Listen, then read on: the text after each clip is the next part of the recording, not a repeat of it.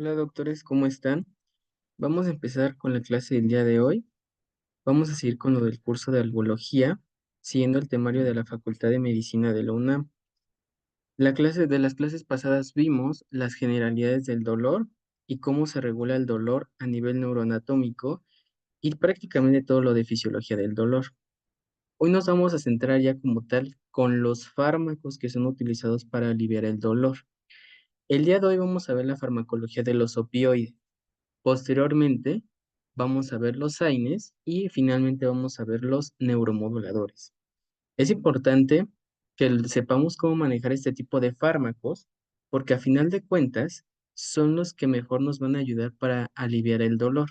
Obviamente, cuando se habla del tema de opioides, pues es un tema en el que muchos piensan que los opioides son malos, en el que piensan que los opioides no se deberían de utilizar en cierto tipo de patologías.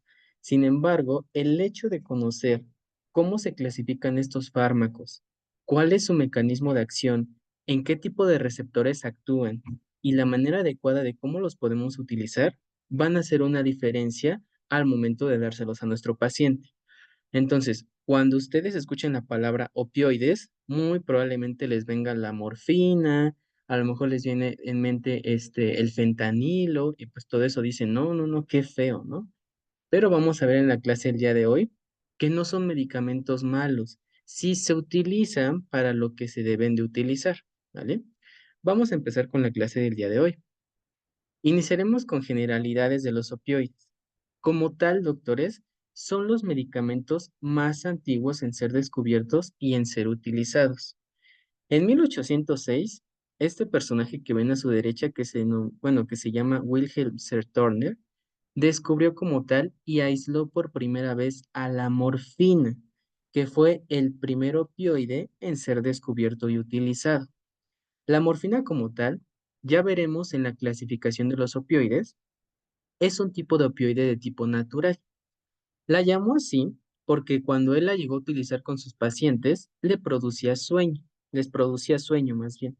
Y pues dijo, pues Morfeo es el dios del sueño, pues le voy a denominar morfina, ¿vale? ¿Por qué les comento todas estas fechas? Porque quiero que vean el impacto que han tenido los opioides a lo largo de muchísimos años y el impacto que siguen teniendo a día de hoy. Si se fijan, aquí estamos en 1806, pero vámonos más lejos. A partir de esta fecha, doctores, que se empezó a descubrir la morfina, se empezaron a descubrir otros derivados. Por ejemplo, en 1832 se hizo la síntesis de codeína, que es otro opioide que veremos más adelante. En 1835 se hizo la síntesis de la tebaína, que es otro opioide, que también veremos más adelante. Y en 1848 se sintetizó otro, que es la papaverina. Hoy en día ya no es muy utilizado, prácticamente ya no se utiliza, pero también es un derivado del opioide. Si se fijan, hasta 1874 se sintetizó esto que hoy en día nos aqueja, que es la famosa heroína.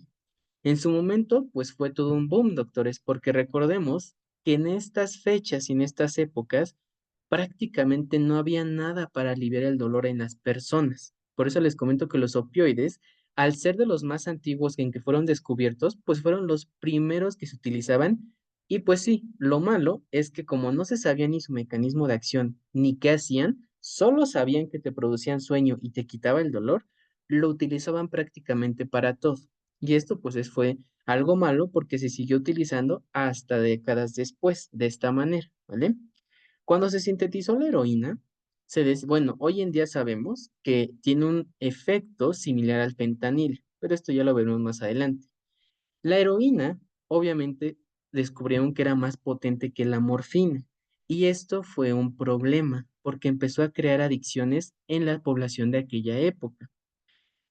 Como era más potente que la morfina, y lo que les comentaba, lo utilizaban para todo, hubo prácticamente una pandemia de heroína en estas fechas cuando fue sintetizada.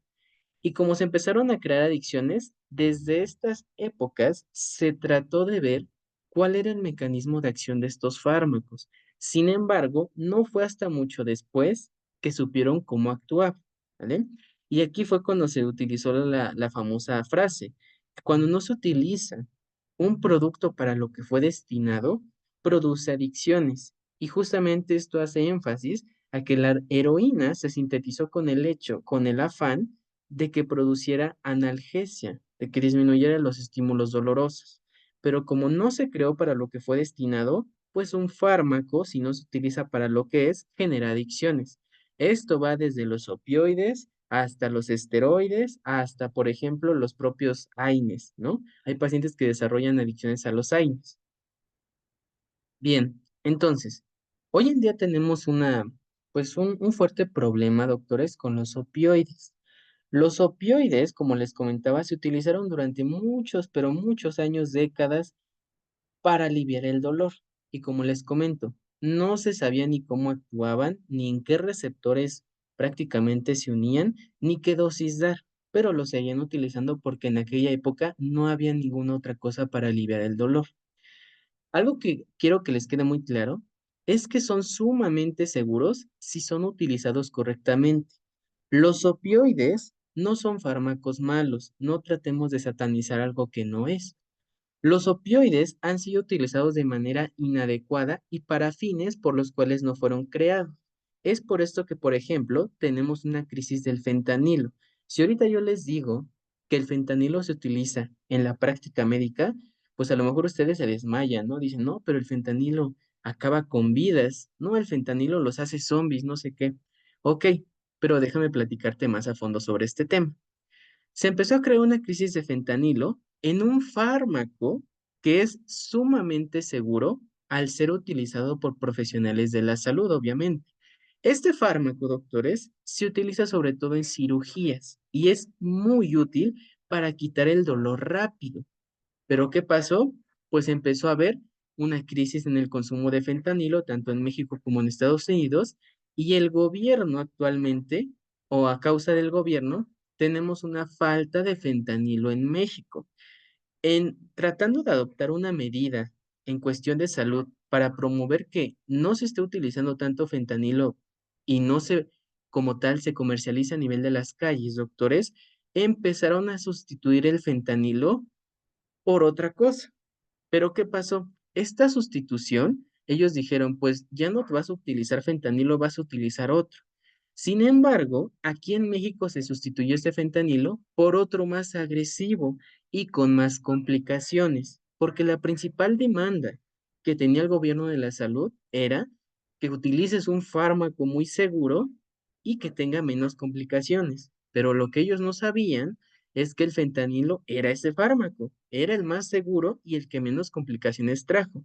Sin embargo, le cambiaron a otro que es prácticamente derivado del mismo, pero que es 10 veces más potente que el fentanilo y actualmente es el que se llega a utilizar en las cirugías por falta de fentanilo en México. Ya veremos cuál es este en las siguientes diapositivas.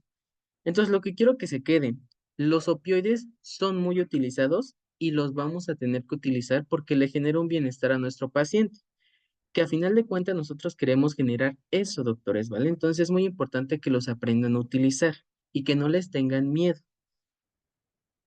Entonces, siguiendo con esta parte, aquí nos saltamos, fíjense de qué salto dimos, desde 1874 hasta prácticamente 1939. Se sintetizó otro, doctores, que se denomina meperidina. Actualmente ya está en desuso, pero se llegó a utilizar este opioide también para el alivio del dolor. Y hasta 1940 se sintetizó algo que se llama naloxona. ¿Por qué fue importante este descubrimiento como tal? Porque la naloxona, doctores, es un antagonista de los receptores opioides. ¿Qué quiere decir esto? De 1940 para atrás, si tú tenías un sobreuso o un abuso de estos opioides y te daba alguna manifestación como por ejemplo una depresión respiratoria, no había un fármaco o no había una medida que pudieran adoptar los médicos para disminuir esta intoxicación por opioides. Fue hasta 1940 que por tanta sobredosis de opioides se sintetizó este como antídoto, por así decirlo, que es la naloxona. Y a final de cuentas nos sirve porque es un antagonista de los receptores opioides. En otras palabras, te disminuye el efecto de los opioides, porque a final de cuentas antagoniza a los opioides. ¿vale? La naloxona, recuérdenlo bien. Entonces, siguiendo con más fechas importantes. En 1960, doctores, fíjense, se sintetizó el fentanilo.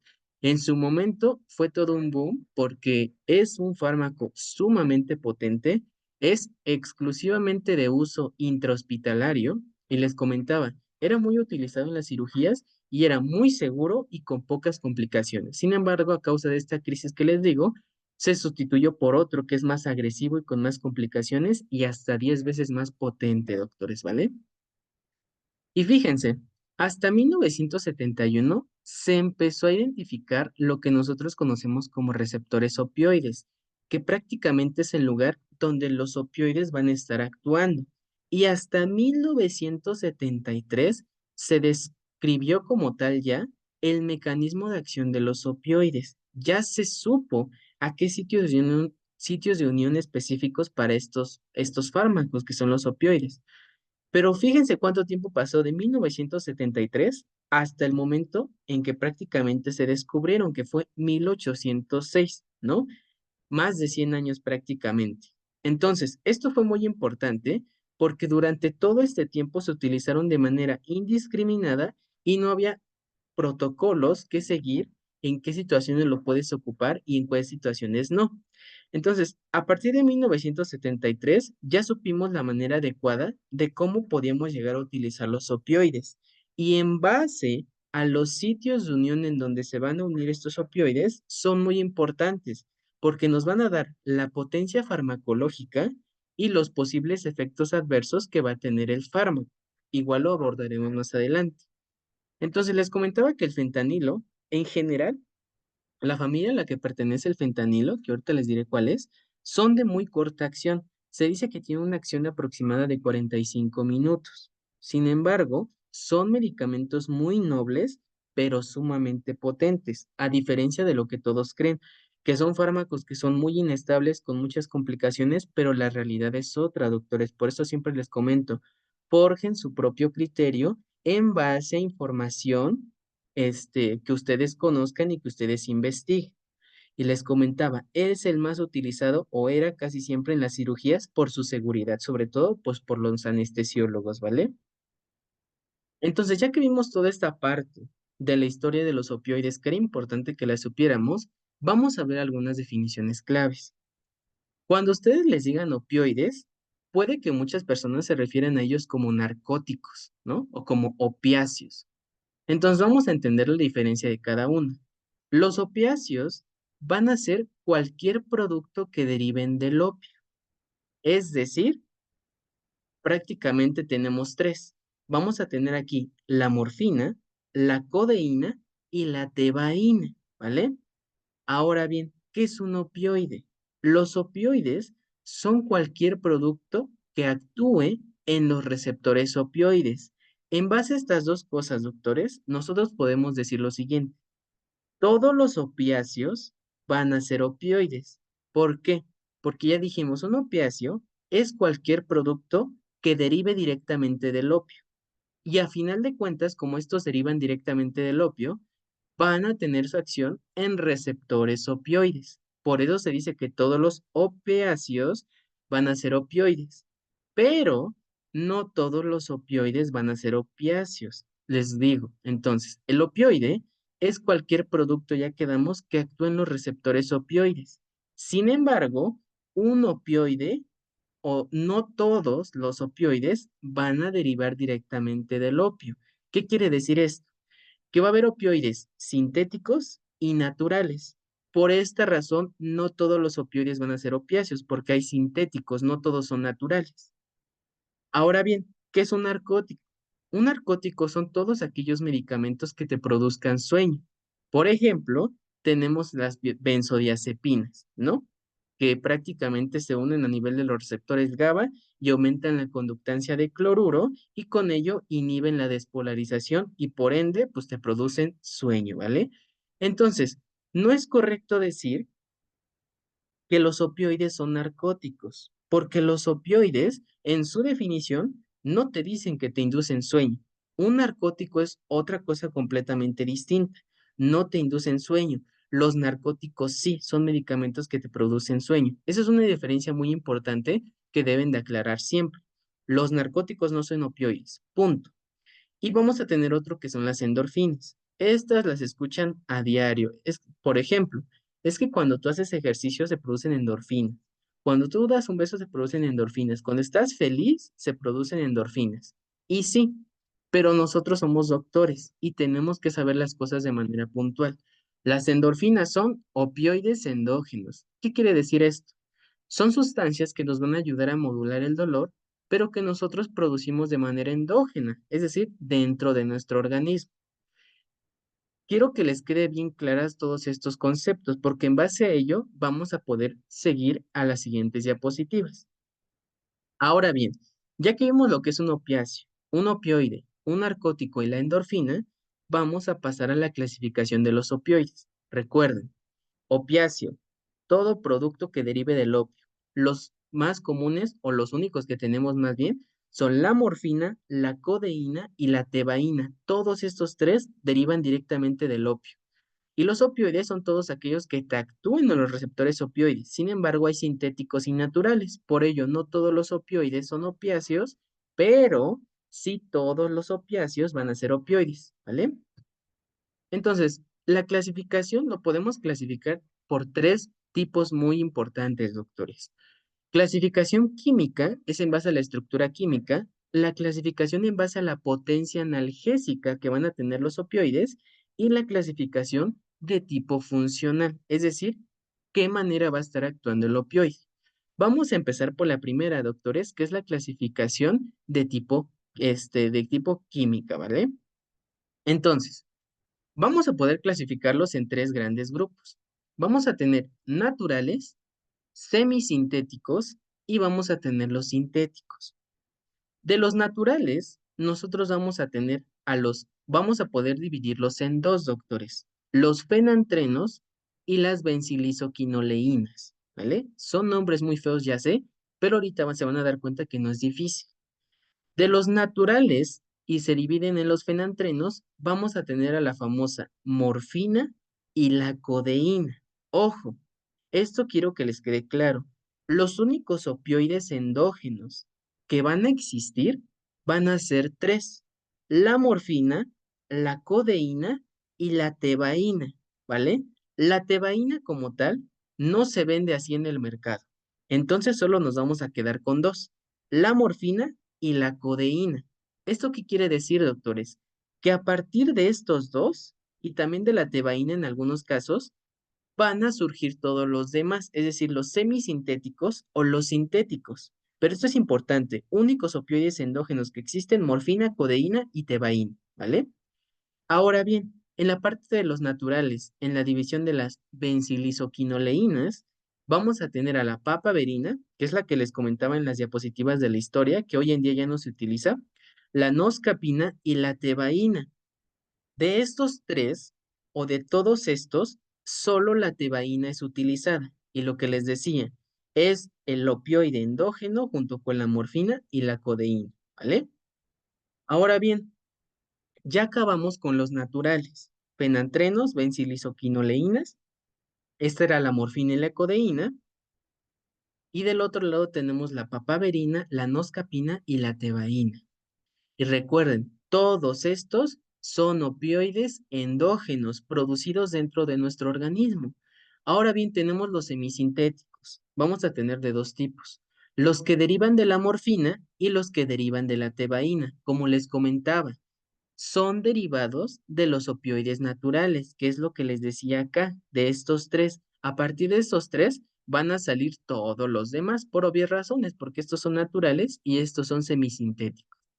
De los derivados de la morfina, vamos a tenerlos aquellos que acaban en morfona, como por ejemplo oximorfona, hidromorfona, y vamos a tener dos que son muy importantes, que es el tramadol y que es la heroína, ¿vale?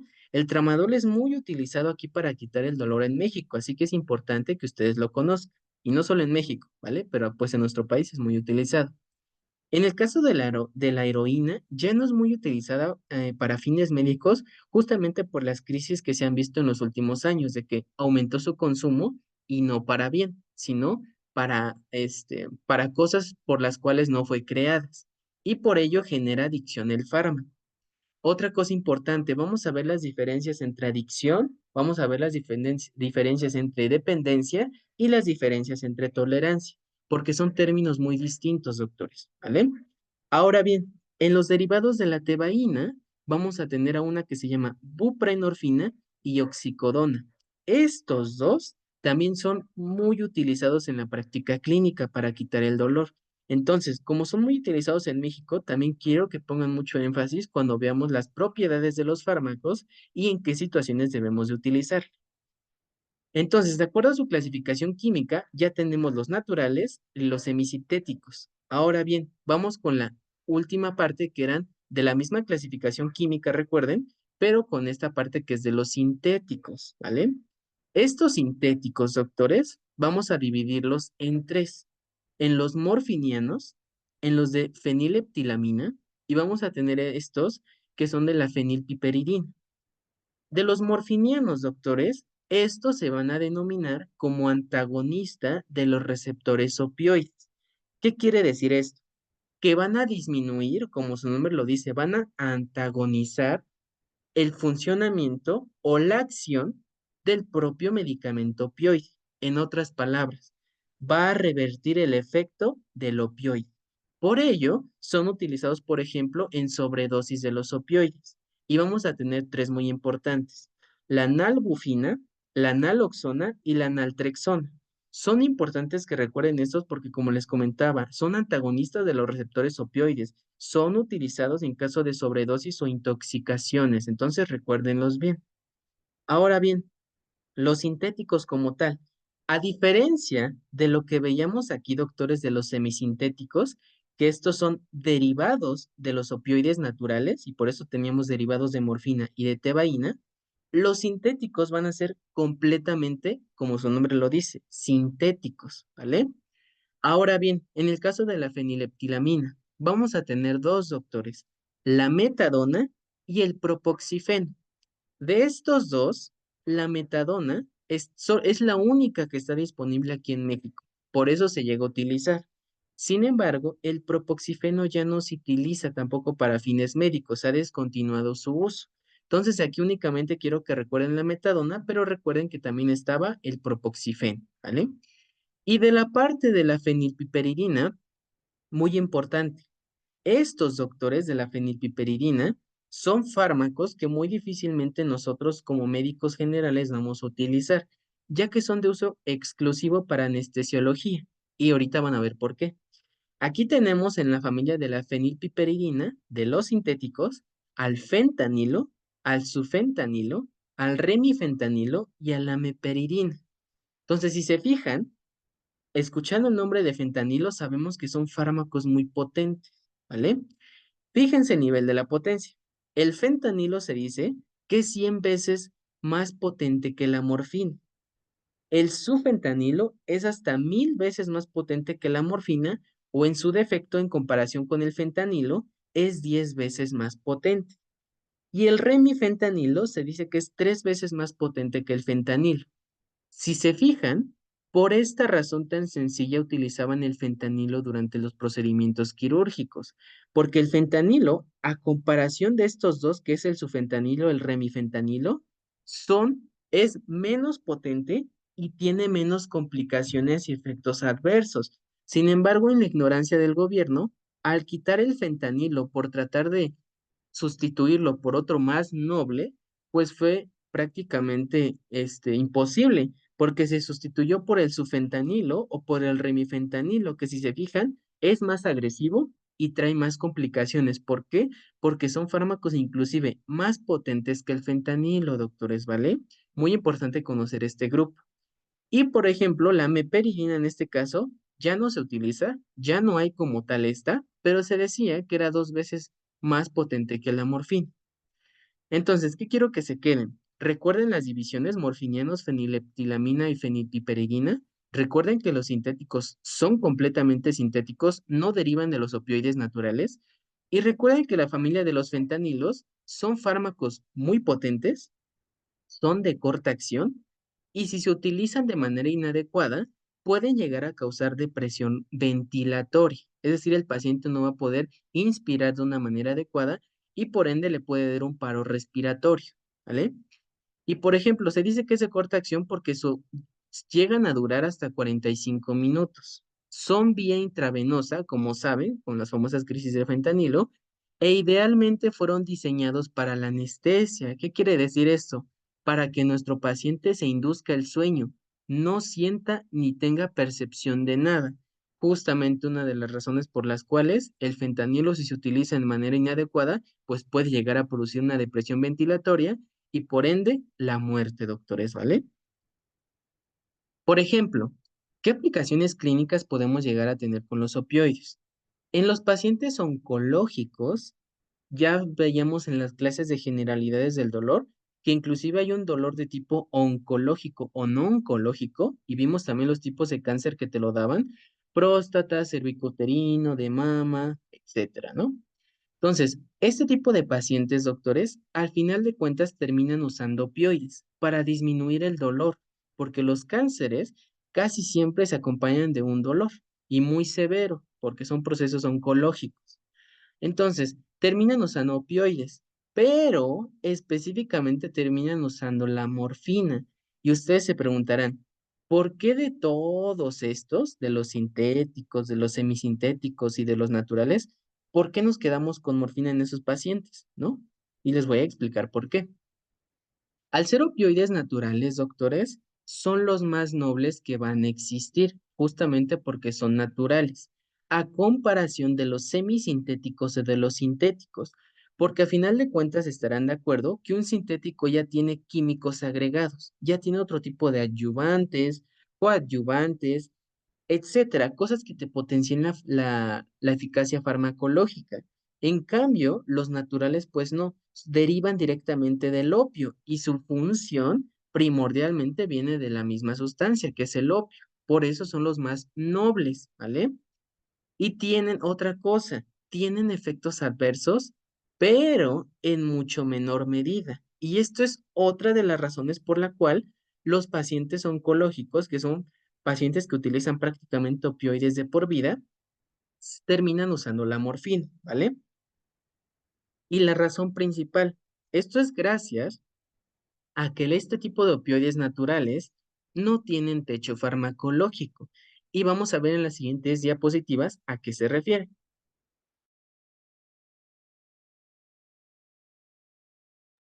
Entonces, se dice que no tiene techo farmacológico, doctores, por una razón.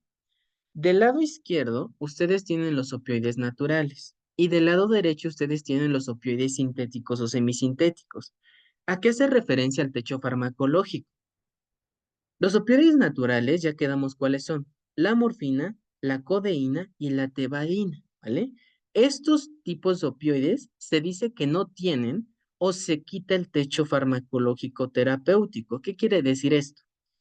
Que a mayor cantidad de dosis que yo le esté dando a mi paciente, voy a seguir, evidentemente a mayor dosis, voy a obtener mayor cantidad de beneficios para mi paciente, pero ojo, no voy a tener tantos efectos adversos, ¿vale? ¿Esto qué quiere decir? Que entre mayor cantidad de dosis esté necesitando mi paciente, doctores, yo se la voy a poder administrar sin problema alguno. Y es más, voy a estar obteniendo una mayor cantidad de beneficios en mi paciente por obvias razones, porque le estoy aumentando la dosis. Sin embargo, a diferencia de los opioides sintéticos que ahorita veremos, en los opioides naturales no voy a tener una mayor cantidad de efectos adversos. Al contrario, no se producen tantos efectos adversos. Los efectos adversos más comunes que se llegan a utilizar en este grupo son las náuseas, el estreñimiento y el vómito, que son gastrointestinales. Prácticamente nada grave en este tipo de pacientes, ¿vale? Y esta es una de las razones por las cuales, si un paciente está utilizando opioides sintéticos, se cambian a los naturales, y ahorita vamos a ver por qué. En el caso de los opioides sintéticos, doctores, sintéticos o semisintéticos, estos sí tienen techo terapéutico, a diferencia de los naturales. ¿Qué quiere decir esto? En los opioides sintéticos, cuando yo incremente mi dosis, porque mi paciente está requiriendo más dosis, voy a tener de la misma manera que los naturales un mayor beneficio para mi paciente. Pero ¿qué creen? A diferencia de los naturales, a mayor dosis que yo dé a mi paciente, voy a obtener mayor beneficio, pero también voy a tener una mayor cantidad de efectos secundarios. Y esta es una de las razones por las cuales mis pacientes que estaban con opioides sintéticos o semisintéticos terminan abandonándolos, porque llega un momento en que los efectos adversos son insoportables para el paciente. Son tantos que dicen, ya no quiero este y lo tenemos que pasar o regresar a la morfina, porque ese no tiene techo. Tú lo aumentas dosis, tú le sigues aumentando dosis, te da mayor cantidad de beneficios, pero te da una menor cantidad de efectos adversos, ¿vale? Entonces, en el caso de los opioides sintéticos, es lo contrario, como acabamos de ver aquí en la pantalla, tiene mayor cantidad de efectos secundarios. Y esto se resume en dos cosas, doctores. En que a mayor dosis va a haber una mayor cantidad de efectos adversos. En conclusión, decimos que la cantidad de efectos adversos que te produzcan los pacientes es proporcional a la dosis que le estés subiendo. A mayor dosis, mayor cantidad de efectos adversos. En el caso de los naturales, a mayor dosis, una menor cantidad de efectos adversos. Entonces, ya vimos la clasificación química y vimos lo que significa el techo farmacológico. Ahora vamos a ver los efectos nocivos. Estos efectos nocivos se dividen a grandes rasgos en tres: tolerancia, dependencia y adicción. Ahorita vamos a especificar cada uno de ellos. Como la vez pasada que vimos lo del techo farmacológico, en este caso, los opioides naturales también van a ser más beneficiosos en el sentido de los efectos nocivos que pueda llegar a desarrollar tu paciente. Se dice que los opioides naturales son menos propensos a que te desarrollen tolerancia, dependencia y adicciones. Por eso se dice que este tipo de fármacos van a ser más nobles. En cambio, los opioides sintéticos, como la diapositiva pasada, van a ser más propensos ¿a qué? A que te desarrollen tolerancia.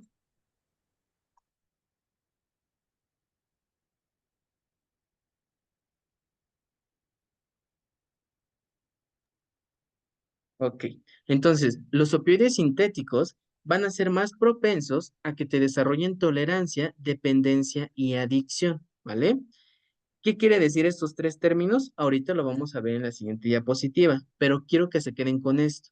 Opioides sintéticos van a ser más riesgosos porque son más propensos a desarrollar tolerancia, dependencia y adicción. Y en el caso de los opioides naturales van a ser menos riesgosos o más nobles porque a final de cuentas van a ser menos propensos a la tolerancia, a la dependencia y a la adicción, ¿vale? Ahora bien, ¿a qué se refiere el término de tolerancia, dependencia y adicción? La tolerancia, doctores, prácticamente hace referencia a que cualquier fármaco que te actúe a nivel del AMP cíclico te va a generar tolerancia. El AMP cíclico, recuerden, es un segundo mensajero que se utiliza, por ejemplo, a nivel de las proteínas G, ¿no? Todo aquel fármaco prácticamente que te actúe o que tenga efecto a nivel del sistema nervioso, indirectamente va a estar actuando en el AMP cíclico, ¿vale? Porque va a empezar a inhibir o a transmitir señales, ¿vale? Entonces, van a decir, ¿y esto qué tiene que ver? Pues bien, cuando un fármaco, por ejemplo, te actúa en el AMP cíclico inhibiéndolo, por ejemplo, vamos a tener o nosotros ya conocemos un mecanismo que se denomina mecanismo de retroalimentación, que es el famoso mecanismo de feedback. Decíamos, si se inhibe el AMP cíclico, a final de cuentas, nuestro cuerpo ¿qué va a decir? Yo tengo que volver a activarlo. Entonces, cuando el cuerpo trata de activarlo, prácticamente este va a ser un ciclo que se va a estar repitiendo, ¿vale? Consumo el fármaco, se inhibe el AMP cíclico, el cuerpo va a tratar de activarlo. Y así va a ser una y otra vez conforme el paciente se tome sus fármacos. Por ello, va a llegar un punto, doctores, en que la dosis que habitualmente consumía el paciente y le aliviaba los síntomas o le producía el efecto terapéutico va a cambiar con el tiempo. Esto es el famoso por ejemplo, los pacientes que consumen morfina o derivados del opio, dicen, es que con tantito ya no me hace. Necesito estar tomando cantidades más elevadas, más grandes, para que me haga algo, porque yo ya no siento nada, no se me frena el dolor. Necesito estar consumiendo más dosis para que se me frene el dolor. Es justamente por esta razón, porque de manera compensatoria nuestro cuerpo trata de volver a activar el AMP cíclico, por ello se va a empezar a necesitar mayor cantidad de dosis para activarlo nuevamente, porque aquí mi cuerpo va a estar jugando un papel fundamental, ¿vale?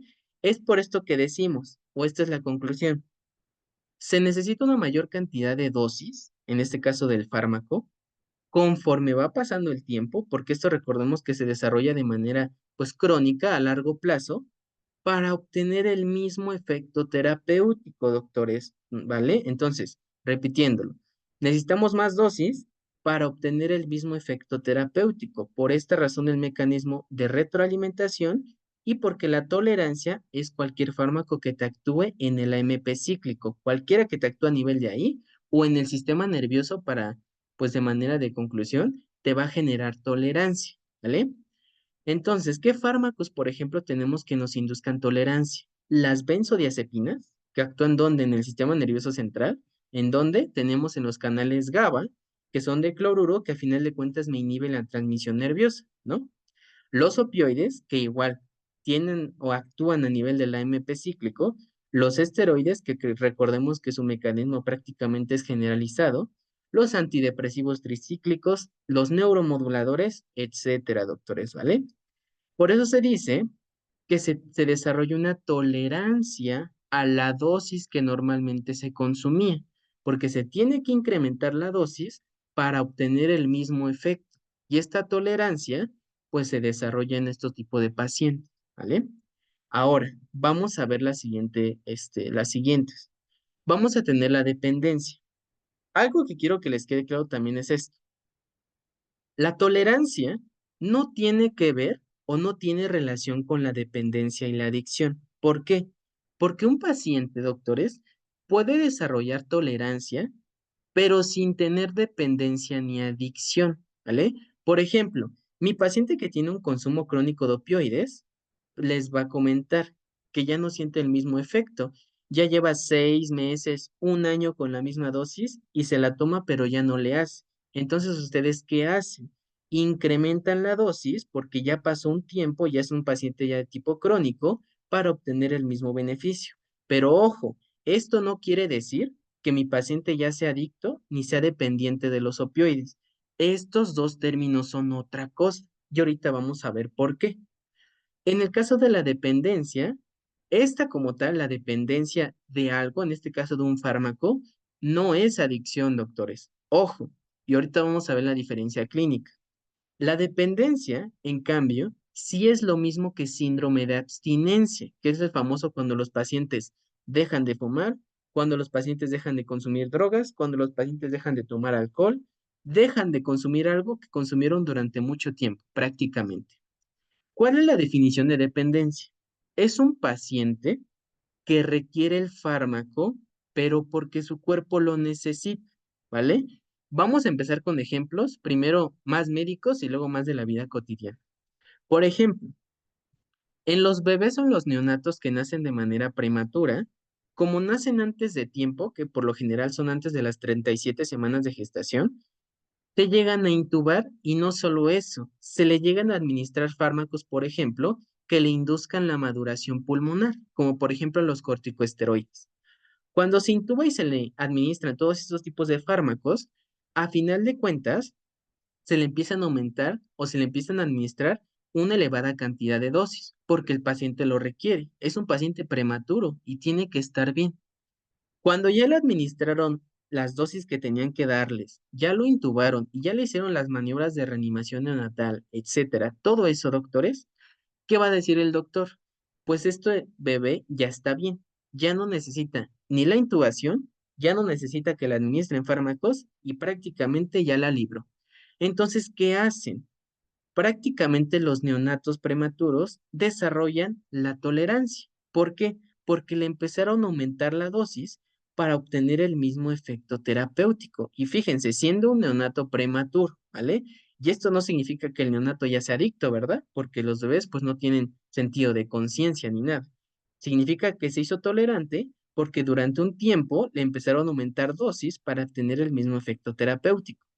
Y a ver, ¿cuándo se produce la dependencia?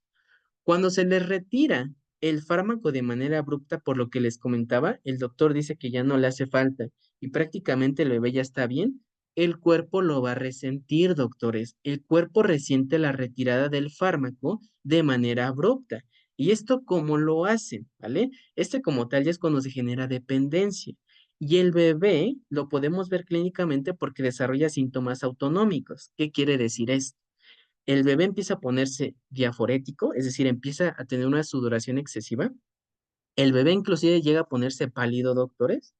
El bebé se le aumenta la frecuencia cardíaca, se le aumenta la tensión arterial, se le aumenta prácticamente todo, ¿vale? Porque final de cuentas un síntoma autonómico es todo aquel que te activa el sistema nervioso simpático, el de lucha o huida. Entonces, ese es un ejemplo de dependencia.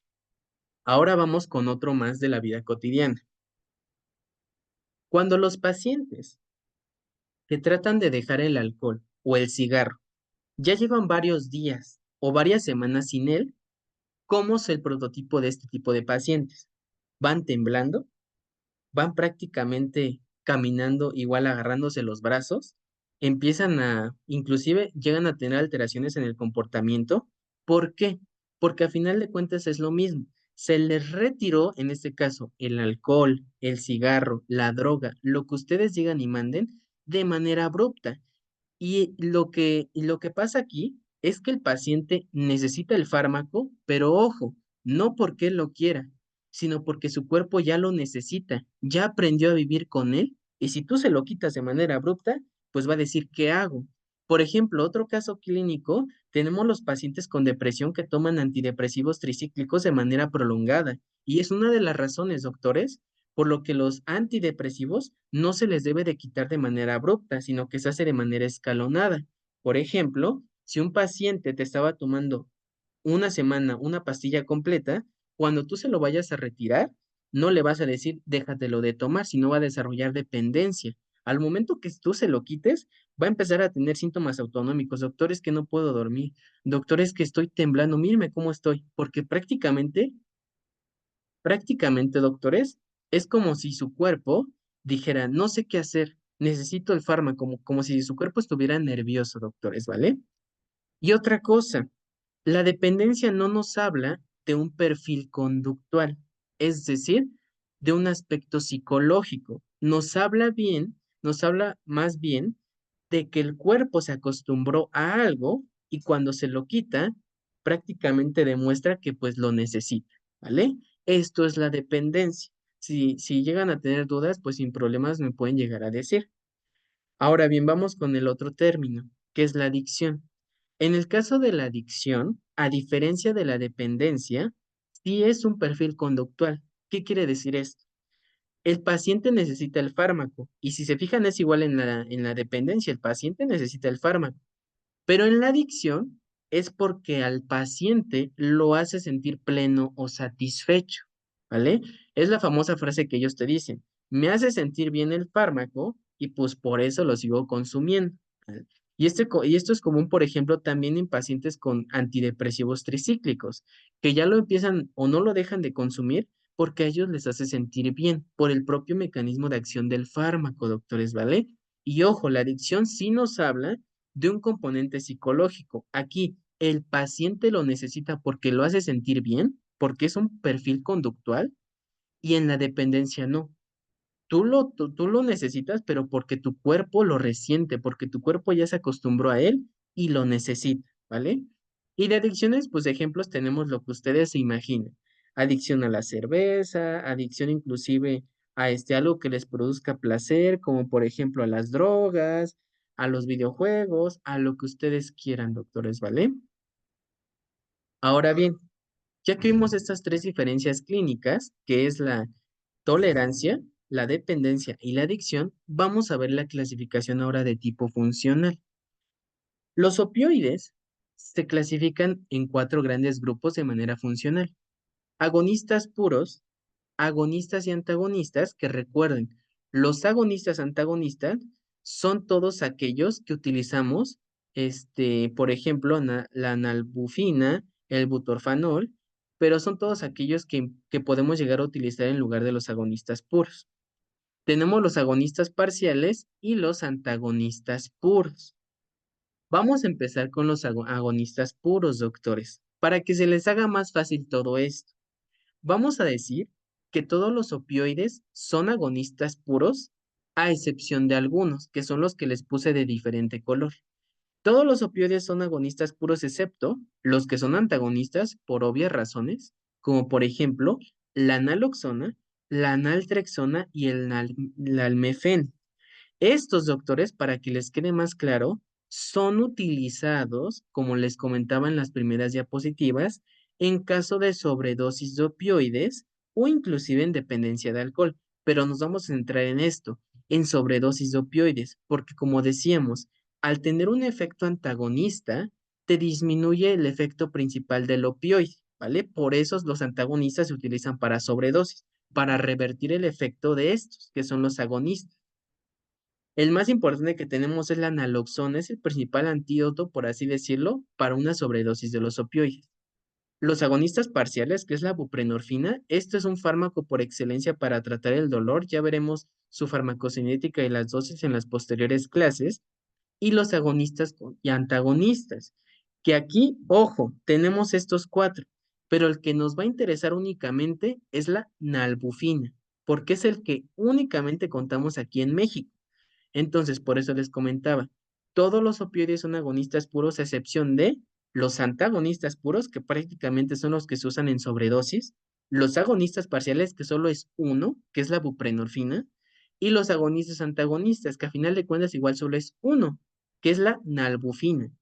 Todos los demás que ustedes encuentren son agonistas puros. La morfina, el tramadol, la codeína, la heroína, la oximorfona, oxicodona, metadona, los fentanilos, que son los Remi, el fenta y el sufentanilo, etcétera, etcétera. Es fácil la clasificación, solo recuerden esto, todos los opioides son agonistas puros excepto tres de los antagonistas, uno de los agonistas y otro de los antagonistas agonistas, doctores, ¿vale?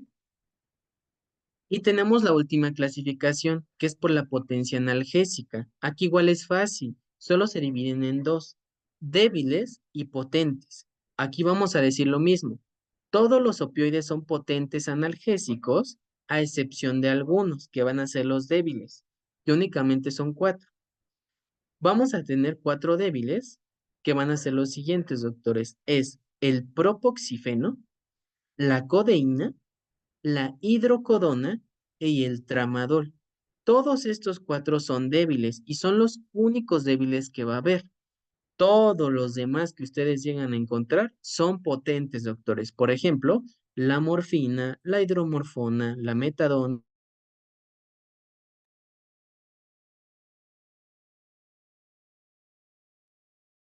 Ok, vamos a continuar donde nos quedamos.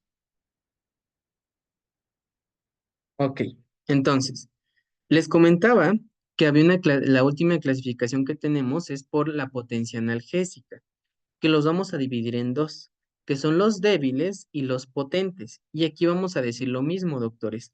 Todos los analgésicos o todos los opioides son potentes analgésicos, a excepción de algunos, que son los débiles. En este caso, los cuatro débiles son propoxifeno, la codeína, la hidrocodona y el tramadol. Si no se encuentran el fármaco que ustedes quieren dentro de estos cuatro, entonces es un analgésico potente. Son los que restan, doctores, que es la morfina, hidromorfona, la metadona, el levorfanol, el fentanilo o el alfentanilo, que prácticamente aquí es toda la familia de los fentanilos. Sufentanilo, remifentanilo, el fentanilo y el alfentanilo, ¿vale? Y aquí tenemos esta que se utilizaba para esta clasificación, doctores, que es la escalera analgésica de la OMS. Ya no se utiliza tanto porque esta se llegaba a utilizar sobre todo en dolor crónico, como veíamos en las primeras clases. Sin embargo, es muy inespecífica, doctores, porque cada paciente es diferente. Entonces, yo prefiero que ustedes aprendan cómo funcionan los fármacos y cómo tengo que individualizarlo a mi paciente en lugar de solo memorizarse una simple tabla.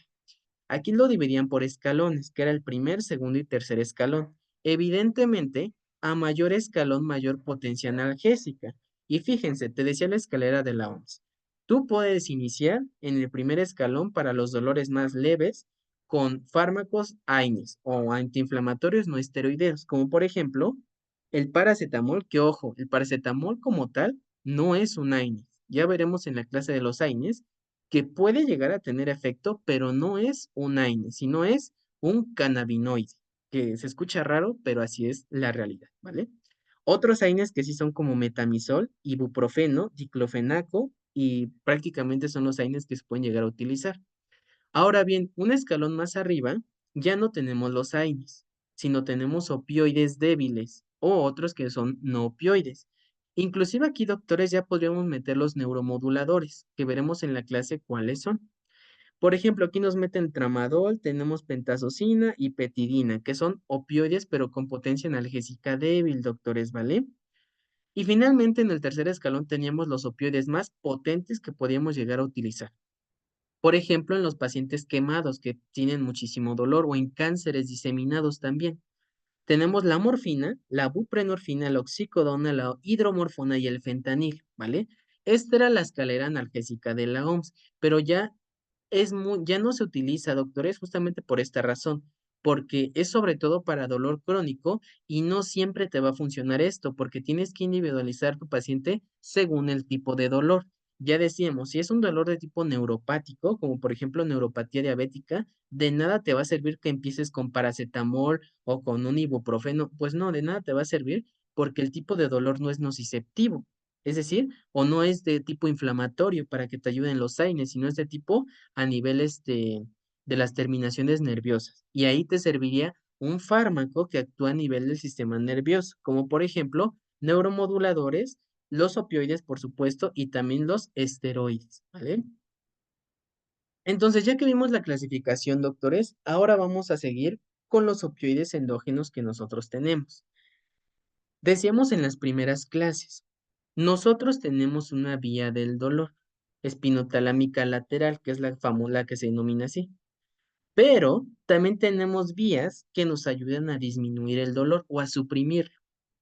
Entonces, las vías que nos ayudan a suprimir o a disminuir el dolor, entre ellas tenemos a los opioides endógenos. Por ejemplo, de opioides endógenos, llámese opioides endógenos a todos aquellos que se producen dentro de nuestro organismo, a las encefalinas, a las endorfinas, a las dinorfinas, a las endomorfinas y a las orfaninas.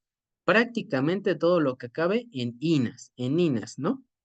Muy probablemente ya hayan escuchado de la endorfina, que es la que le dicen, es la hormona de la felicidad, es la hormona de no sé qué. Pero ahora ustedes van a saber más a fondo a qué se refiere con esto. Entonces, esta va a ser una familia, doctores, que va a ser producida por el encéfalo y por la hipófisis. Son compuestos que se parecen a la morfina, sobre todo en el efecto a nivel analgésico, ¿vale? Pero la diferencia es que la morfina no es producida de manera endógena en nuestro organismo. Sin embargo, las endorfinas, las encefalinas, las dinorfinas y todas las demás, estas sí son producidas de manera endógena, ¿vale? Estos, estos se denominan como un sistema de opioides endógenos. Están inactivados por obvias razones en circunstancias normales, en circunstancias donde no se amerite que yo suprima la vía del dolor, por ejemplo, cuando estamos sentados o relajados. Pero se va a activar por situaciones que me generen estrés fisiológico, ¿vale? O por ejemplo, cuando yo me corte, cuando yo me pegue, cuando yo me abra una pierna, todo aquel que te produzca dolor o te induzca tu cuerpo en una situación de estrés, van a activar este sistema de opioides endógenos. ¿Qué van a hacer? Como les decía, estos van a bloquear o van a tratar de disminuir la transmisión dolorosa, ¿vale? Es justamente uno de los sistemas que nosotros tenemos para limitar el dolor de manera endógena. Y estas se dividen a grandes rasgos en tres familias, las beta-endorfinas, las encefalinas y las dinorfinas, pero prácticamente son estas cinco que les muestro acá. De ejemplo tenemos, doctores, a las embarazadas. Cuando las embarazadas entran en el parto, hay muchas sustancias que se liberan y mucha cantidad hormonal. Pero aquí en este caso empieza a aumentar la secreción de manera repentina y abrupta de las beta-endorfinas. Y ojo, a lo mejor se preguntan, ¿pero por qué no se producen las orfaninas? ¿O por qué no se producen las encefalinas? Una de las principales razones por las que en este contexto se produce beta-endorfinas es que las endorfinas van a ser las que tienen mayor potencia farmacológica. Y si se preguntan, ¿qué me dice cuál de estas tiene menor o mayor potencia farmacológica? Ah, eso te lo va a decir el tipo de receptor por el cual se van a unir una de estas seis, o bueno, una de estas cinco más bien, ¿vale? Y ahora vamos a partir con eso, los receptores opioides. Ya les dije qué moléculas o qué opioides endógenos nosotros tenemos. Ahora, ¿dónde se pueden unir estas moléculas? Ah, vamos a los receptores opioides. Vamos a tener cuatro tipos de receptores opioides, doctores. El receptor mu, literal, como si hiciera una vaca mu, el receptor kappa, el receptor delta y el receptor épsilon. Si se fijan, yo les puse de color azul el mu, de naranja el kappa y de verde el delta, perdón. Estos son los tres más importantes que quiero que se queden. ¿Por qué son importantes los receptores opioides? Por lo que ya les comentaba, les brindan la potencia farmacológica al medicamento o al péptido endógeno, es decir, dependiendo de dónde se unan estas moléculas que yo les acabo de decir. Y les decía, la endorfina es la más potente y no es por casualidad, es la que ven aquí en esta imagen, doctores. ¿Por qué? Porque actúa o se une a nivel de los receptores mu. Entonces les voy dando un spoiler. Los receptores mu van a ser los que tienen una mayor potencia farmacológica. ¿Y los otros me sirven o para qué se los dije? Ahorita vamos a ver por qué. Entonces, desglosando un poco más acerca de estos receptores opioides, es muy importante que sí aprendan esto, porque cuando veamos los fármacos como tal, cuando yo les diga, actúan receptor mu, actúan receptor kappa, actúan receptor épsilon o delta, quiero que ya sepan a qué me estoy refiriendo. El receptor mu van a tener localizaciones precisas que los van a hacer que tengan elevada potencia analgésica o no. Por ejemplo, el receptor mu tiene una localización en los centros que regulan el dolor. Por ejemplo, doctores, nosotros a lo largo de nuestro sistema nervioso central vamos a tener lugares que me van a estar modulando el dolor. Por ejemplo, tenemos las láminas de Rexet, que ahí en las láminas de Rexet tenemos, por ejemplo, sustancias gelatinosas, tenemos núcleos que nos ayudan a la modulación de la termoalgesia, que a final de cuentas la termoalgesia no es otra cosa más que el dolor, que es dolor, tacto y temperatura, doctores, ¿vale? También se localiza a nivel del tallo cerebral, en los tálamos, que recordemos que la vía del dolor espinotalámica hace relevancia, sí, hace un relevo a nivel de los tálamos, que el tálamo es el principal centro en donde se integran todas las vías antes de proyectarse a nivel de la corteza cerebral. Y tenemos otros, como otras localizaciones, por ejemplo, a nivel del cerebro y a nivel de la médula espinal. Lo que quiero que se queden. Los receptores mu se localizan en los centros de regulación del dolor. Por ende, prácticamente te van a actuar en los lugares donde va a estar pasando la vía espinotalámica, que a final de cuentas es la que me va a estar llevando el dolor desde la periferia hasta la corteza cerebral, ¿vale? Por eso se dice que estos receptores tienen una localización de hasta 70% a nivel del sistema nervioso central, lo que les comentaba en las láminas de Rexet. Las láminas de Rexet, recuerden que estaban a nivel de la médula espinal, ¿no? Sobre todo a nivel de las astas de la médula. Y lo que les decía, las láminas contienen algo que se denomina sustancia gelatinosa que nos ayuda a integrar la termoalgesia o el dolor. Por eso el hecho de que estos receptores estén localizados en estos centros del dolor, pues va a ser muy importante, ¿vale? Ahorita vamos a ver también por qué.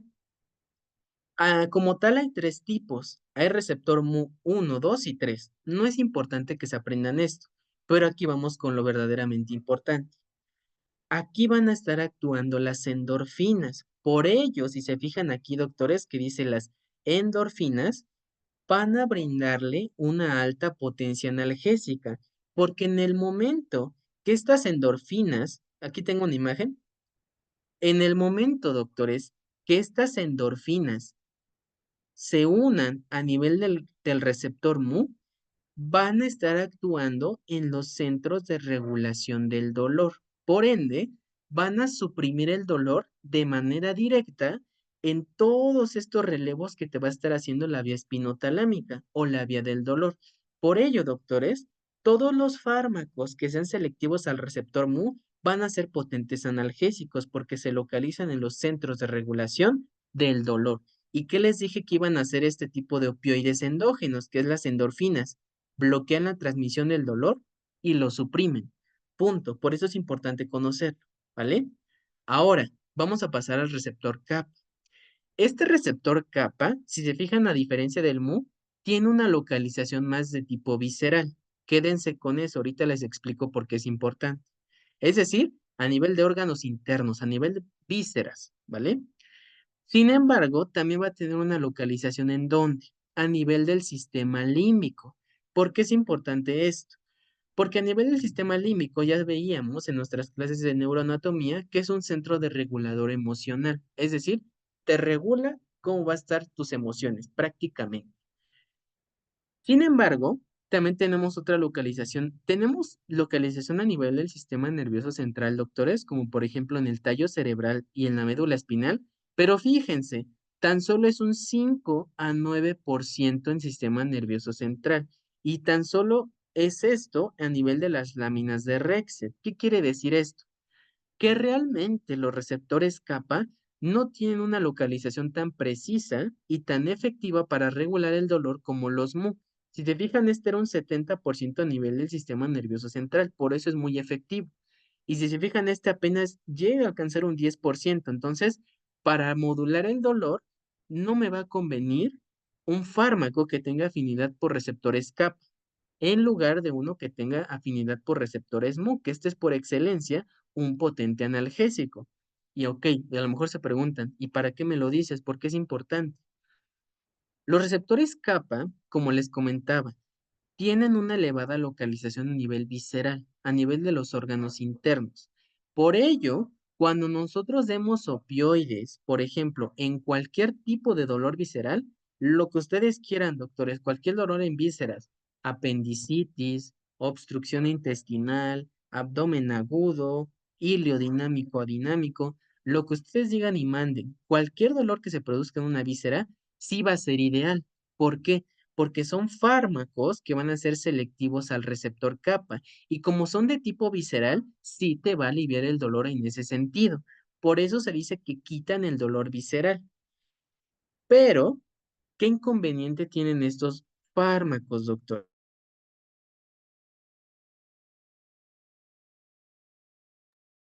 Entonces, ¿qué inconveniente tienen estos fármacos? El receptor kappa, como actúa a nivel del sistema límbico, ¿qué quiere decir esto? A nivel del sistema límbico, para regular las emociones, nosotros tenemos algo que es el centro de la satisfacción, que es prácticamente lo que nos hace tener los sentimientos de euforia, de estar felices, toda esa parte de lo mental, ¿vale? Entonces, como te están estimulando este centro de satisfacción, ¿qué creen? Te puede generar adicción. Porque recuerden que la adicción, ¿qué era, doctores? La adicción es un estado en el cual tenemos un perfil conductual. El paciente le hace sentir bien o le hace estar satisfecho consumir dicha sustancia o fármaco. Por eso, estos receptores kappa que actúan a nivel del sistema límbico te dan exactamente la misma emoción. Y por ello, los fármacos que sean pues prácticamente selectivos a capa, te pueden llegar a causar adicción. Y es por eso que tenemos que tener cuidado con los fármacos que sean selectivos a capa.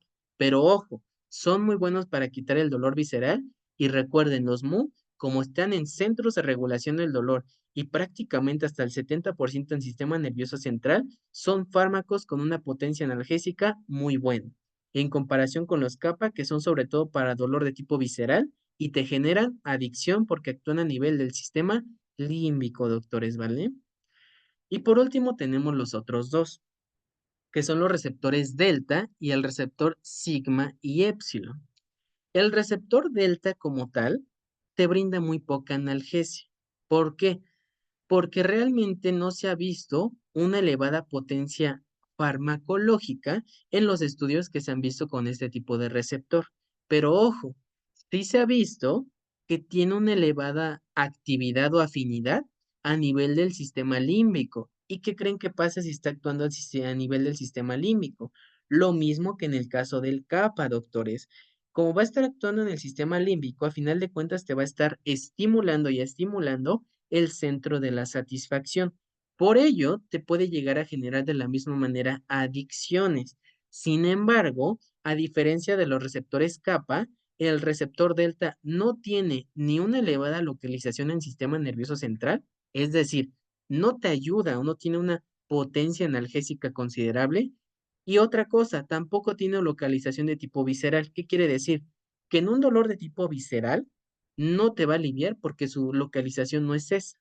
Entonces se dice que los fármacos que sean selectivos al receptor delta van a ser muy poco útiles para aliviar el dolor, ¿vale?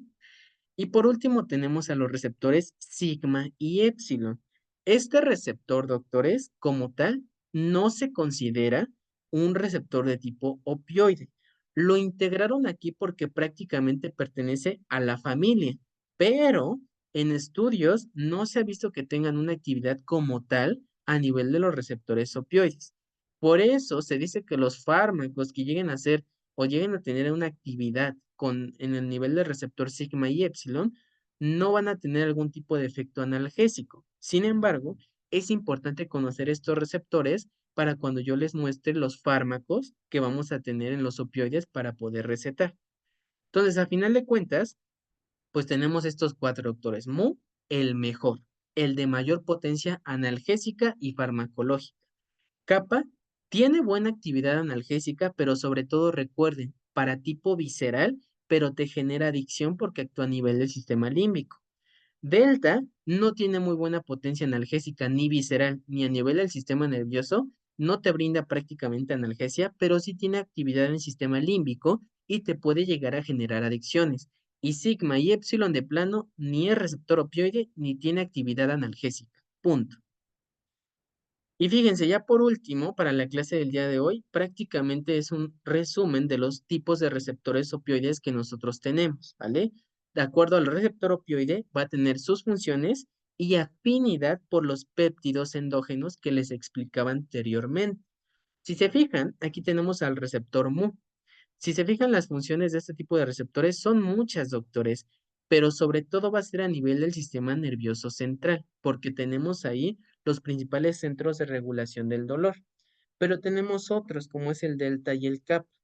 Si se fijan en el receptor de tipo Mu, las funciones son muchísimas, sedación, puede llegar a inhibirte el centro respiratorio, porque a final de cuentas está a nivel del tronco encefálico, pero fíjense, ¿qué afinidad por la molécula tiene? Sobre todo, el opioide endógeno que mayor afinidad tiene en el receptor Mu son las endorfinas, que son los opioides endógenos más potentes que nosotros tenemos. Por eso se dice que el receptor de tipo Mu es el receptor opioide más potente a nivel analgésico para quitar un dolor, doctores, ¿vale?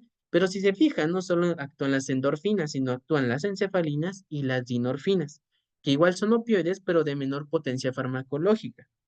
Si se fijan, a nivel del receptor delta y kappa, ya no actúan de manera considerable las endorfinas, ya pasan a un segundo plano.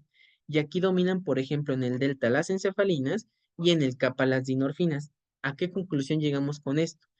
Que ninguno de estos receptores tiene una actividad analgésica tan marcada que el receptor Mu.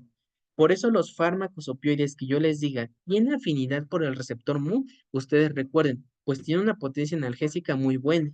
Si yo les digo, tiene actividad o tiene afinidad por el receptor kappa, recuerden, puede llegar a tener buena actividad analgésica, pero sobre todo a nivel visceral, porque sus receptores se encuentran ahí.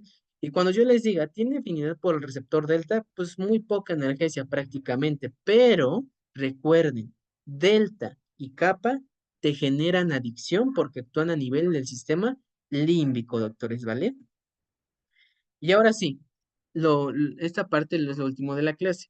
Esto es prácticamente un resumen de lo que nosotros tenemos. Aquí solo integran tres receptores, porque yo les decía que el épsilon prácticamente ni es receptor opioide, pero muchos autores lo llegan a integrar.